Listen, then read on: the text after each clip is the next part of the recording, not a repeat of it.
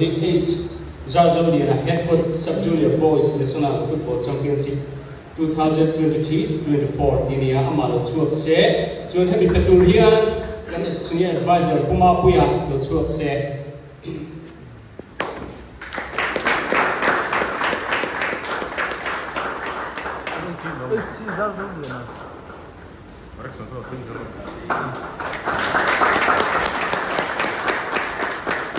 Adolian F. Malsom Zawa, assistant coach sub-junior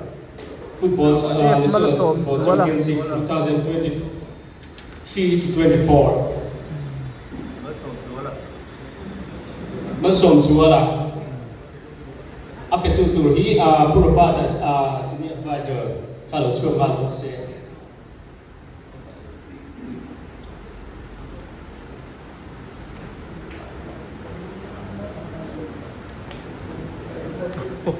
Tak sana mungkin apa sudah ada isu ada apa ya.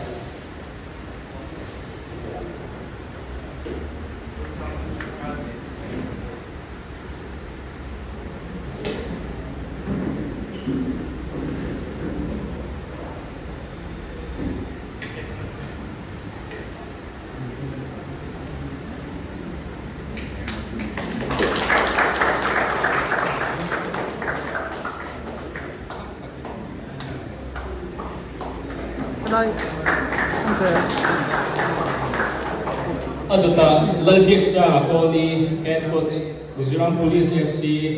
Toyota Mizoram Premier League champion coach. Chuak Se Chuan up present Peturin Putika Chuak Se.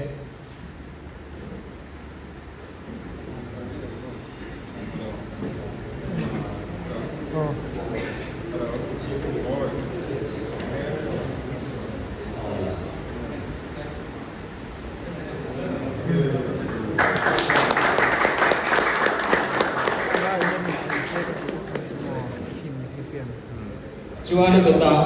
present Peturin Puchipi Karan Chuak Masa Se Chuan Tunaka Coach Turhi Zosang Liana Brad the assistant coach Mizoram Police Omen Chumini Chuan Si Valan Chua goalkeeping coach Mizoram Police FC.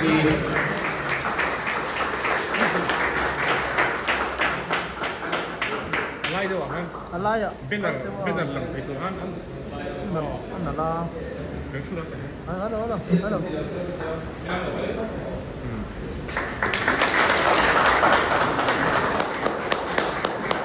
Okal loho hikan puang simsimange lasang zuwa head coach Mizo Football News. Ania chunlar ko iseri kian assistant coach ania katika.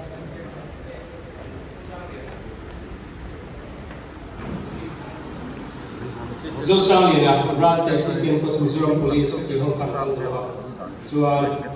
puncha kan dia hulong si Zotara po.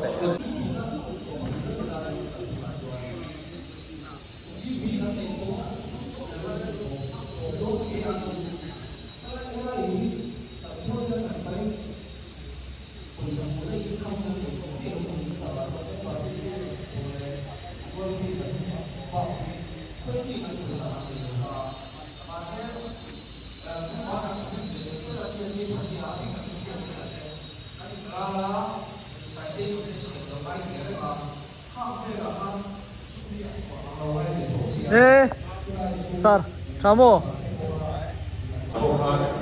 Kan soi cia kan tum ka tu cia la ta ku kan in sui fa cia ma se a thu kan cia ta state le national kan ti national jo state championship ani ta state ani jo inter district ti ka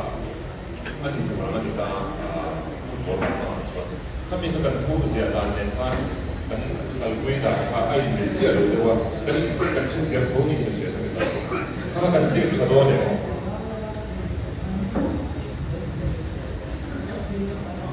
Dia ni Nuzerman,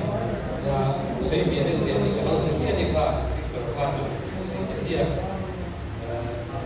kan siapa kan yang jadi selain ini waktu ni lo tak ada national football championship di Asia Amar betul ni saya tapi kan tidak stateนะครับเนี่ยมันใช้ค่าดิเป็นเขาให้บางทีจะลำบากเพราะว่าดิกันอีกทีเวลาท่านสู้อินเตอร์สเตทที่ขั้นร้านนะครับกันตาเนี่ยเพราะว่าอามาเราจะได้ดีกันเล่นเกมการช่างอยู่ที่การเรียกว่าที่ข้าวชุดไหลเป็นมาเช่นไหลเนี่ยขยายที่เขาขายเยอะเองเดียวนี้เนี่ยกันเสียเปรียบเลยอินเตอร์สเตทก็ต้องไปโดนเนี่ยไหลบางทีขายดีไอ้ตัวก็ขายเซฟแต่ตัวนี้ก็ไม่ครับเสียหลักเงิน cái này là bộ môn tập cho nên MFA là mà cho nên sáng cái bộ là mà cái này bộ là mà phát hiện là na mình chia làm chơi rồi training tuy các chú thì ăn tận cũng phát hiện có lâu số kia mà chú bảo cho yêu bị ảnh thông minh bây giờ thực hiện là thì mình sẽ có số chặt tắt thì rồi họ chuộc đấu anh đi đâu cho thì bài tập thôi thì nó xuống lời akan đó thấu tàu itu AI phát triển proposal akan đó thấu tàu vậy mà nếu giờ rồi thì xin phát ta nếu giờ cho mình chia ngay ngay đó có giờ rồi thì ngay ngay đó chúng ta cho sub junior đến junior có vấn đề thì mình bảo là mang thế này mà sẽ mình chia ngay ở đó thì là cũng là kan boy đó là vậy có cái district trong à thì cái đặc thù cái điểm pha đến mình sẽ có sự thay đổi được thì mình promote tụi lên các nghệ sau này thì ha sẽ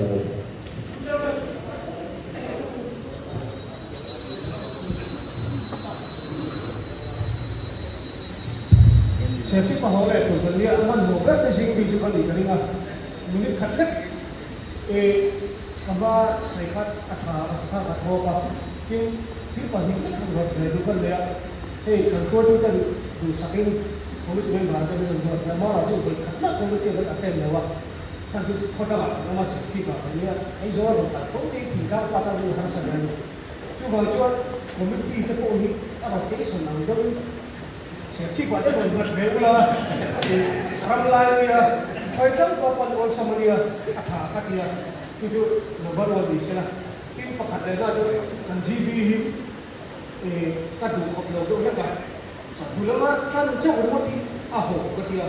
cái này football coach các không cần đi như lên cũng cần đi về là anh một thì nếu mà kỳ hình là phán sai theo mà chính sân bóng sẽ một hẳn kẹt mấy first selection kan in kan mera di itu kan kuna kalau jom nak kan dua na boleh jom kan zet no sejual kun detai itu kan cek itu kan kain dok saruma kiki lo dah ulang tidak alih itu kata nak omong yang kilai tha kan di kui velo kan ya kalau kan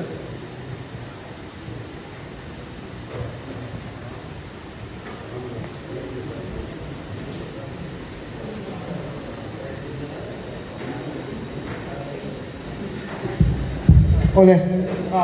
jangan belajar insana ngai terus yo dia dah dua isi pun itu mah sebenarnya datang sini sini lokal nah kalau kau udah tak suka dia kalau enjoy jadi left ready 1 2 3 1 2 3